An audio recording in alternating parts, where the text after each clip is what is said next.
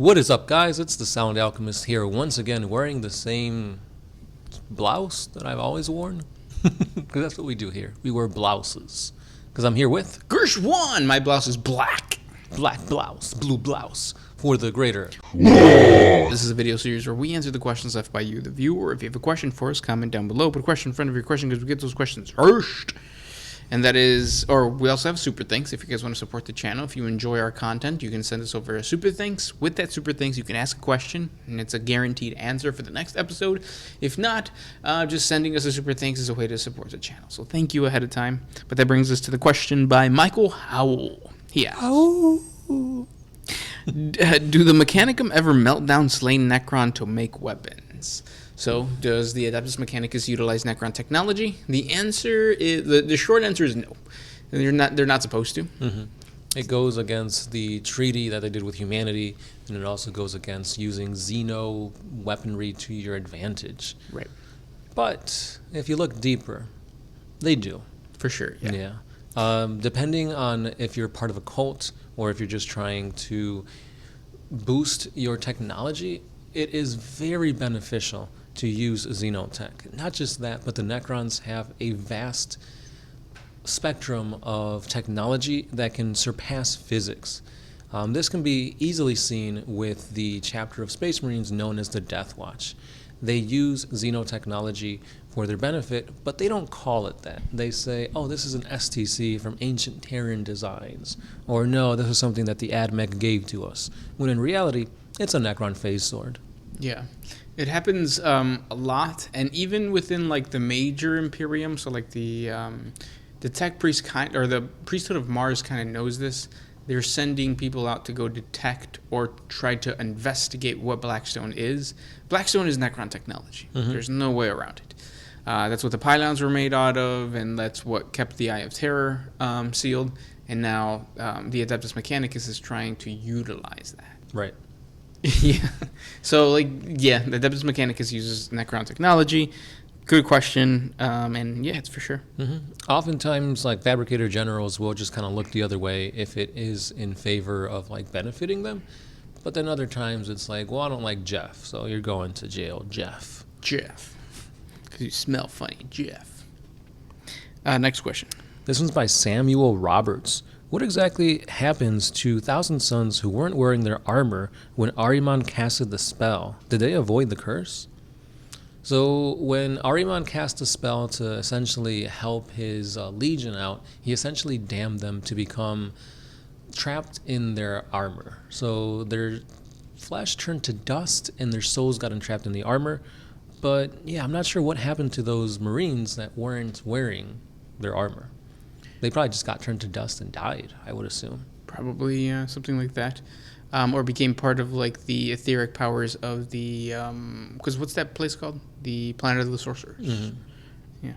Yeah. Either or, that was a huge mess up for Ahriman, and he's been trying to kind of right his wrongs, kind of. Kind of.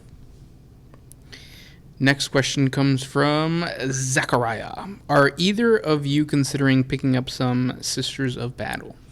I have been for a long time, but at the same time, we haven't played in a long time, so I don't know yet. I've been looking at the lore, looking at certain stats and rules and what type of game or what type of mechanics I would want to use them, and I think I found a good variety of speed and power. And I feel so if you have a hobby group that hasn't played in a while, a good way to get everybody into it again is to say, hey, let's pick up with new armies so that we relearn the game and start fresh. Yeah, everybody's on the same level. Yeah, and I think that'd be kind of cool to do that. Mm-hmm. So long as everybody is willing to play by the rules. Well, not even, because right now I'm thinking about our play group, and I think you and I would have no problem. We'd be like, okay, cool, we're going to start a new army. We'll go ahead and do that. You have the Sisters of Battle like you just mentioned, or any other one, and then I can pick a random one too. But then when you have friends who are we have a Necron player, mm-hmm. who I'm pretty sure would be no, I want to stick with my Necrons. He can. Just let him. Yeah. And it's really good time to do that because we have the holiday bundles coming out. Yeah. And boy, do those look pretty awesome. Scrumptious. Yeah, tasty even. They have named characters in them like Mortarion and Magnus. Do they have Magnus for real? One of those two. Maybe it's both. I don't know. But I think the Chaos one does have... No, it's Magnus. Yeah. There is a... I think they're all actually Space Marines. Like, there are no Zangors in that box set, which is pretty cool. Because usually GW likes to throw in Zangors when there's a Thousand Sun army, but he decided to switch it up this time around. Next question. This one's by Quentin Phelan. What do you guys want to see in the next set of Codices for 10th edition? Well, 10th edition is pretty much almost done. Or 9th edition's almost done. 10th, 10th edition is coming. The main one is going to be Space Marines, right? That's going to come out for sure. Oh, yeah. It would be nice to have orcs.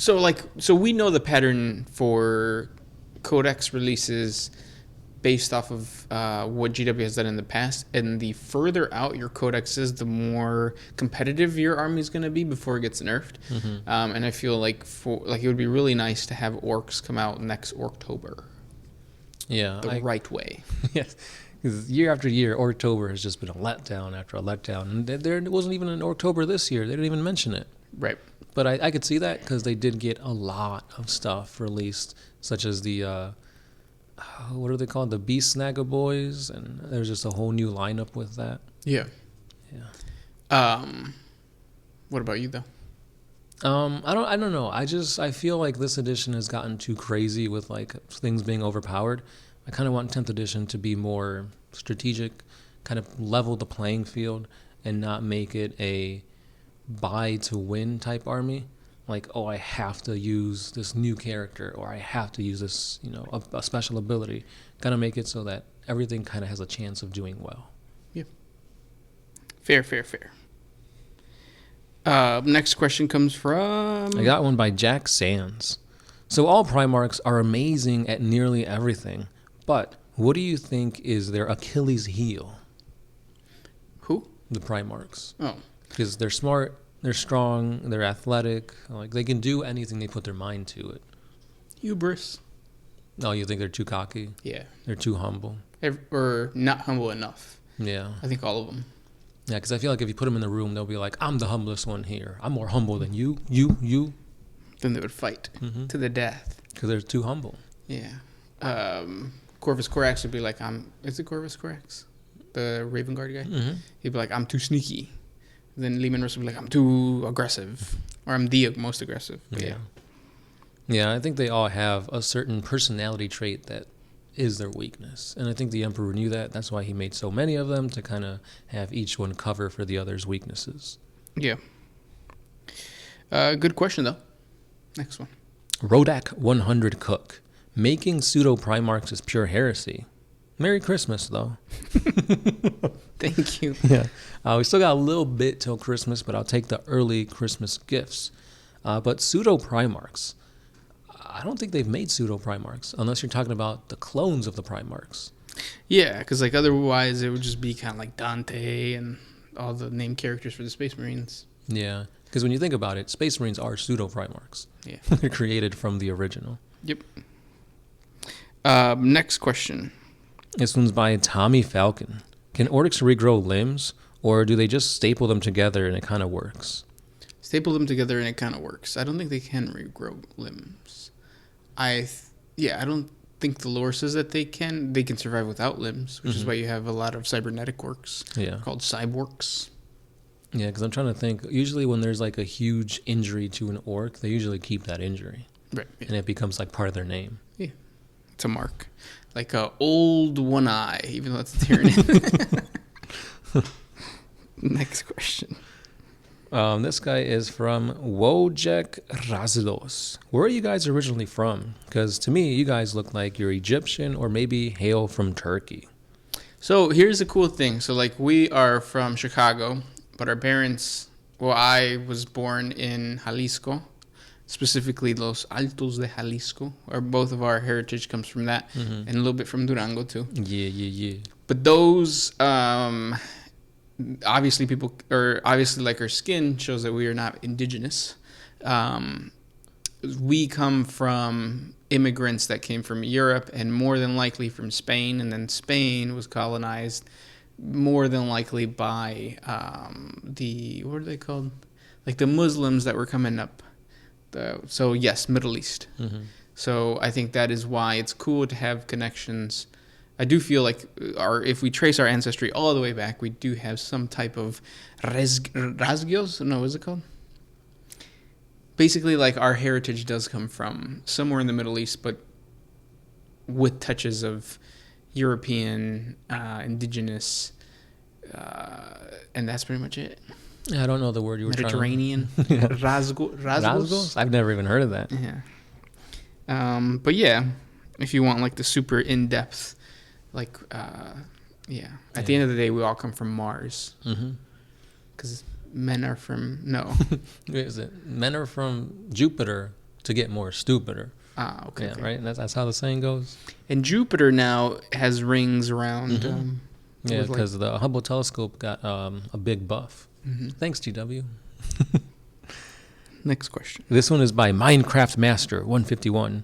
So, why isn't Slaanesh considered an Eldar god? Didn't the Eldar create him/her? Not intentionally. Yeah. It was due through their golden age and over, I guess you could say, they were basically smashing so much. They were having huge orgies, huge parties to the point where Slaanesh was birthed. Yeah. And that happens because they were just on top of the world. Moral of the story is don't smash that hard, and if you do, wear protection. A soul stone. So That's you don't get your soul stolen by Slaanesh. Right. Which is what happened with the birth of Slaanesh. Most of those, They got sucked. And those were the questions for today. If you guys have more questions for us, please comment down below. Thank you guys so much for listening and hanging out with us, and we'll talk tomorrow. Yeah, keep those questions coming, and we'll keep those answers rolling. It's been the Sound Alchemist here with Gershwan. and we are out. Oh,